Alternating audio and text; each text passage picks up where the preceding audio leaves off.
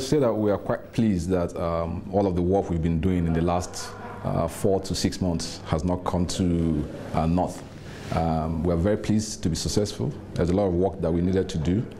First, to put together a consortium that would meet all of the requirements of the BPE in terms of technical expertise, financial power, experience in this business.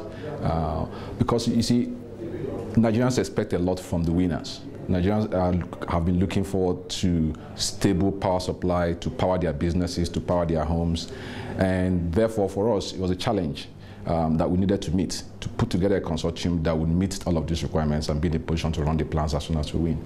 So we're quite pleased that the journey of the last 4 months has come to a very successful end. Transcorp and Woodrong Symbion Power was among 3 bidders bidding for the Ughelli plant, with Transcorp team posting a whopping $300 million, a price tag that beats the reserved price. The group today has been announced as the preferred bidder. What does this mean to the country? Well, what it means is that we've got to the point where private sector resources would replace, public sector participation in the sector. What it means is that the precision with which the private sector works would come into this sector. And it means a lot for everybody in the country. I think it's a win-win. First of all, the government gets some money. The government stops spending money in power generation.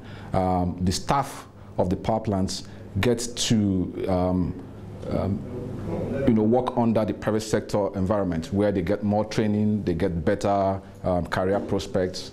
The towns where these plants are situated are also going to benefit with a lot of investments in the towns.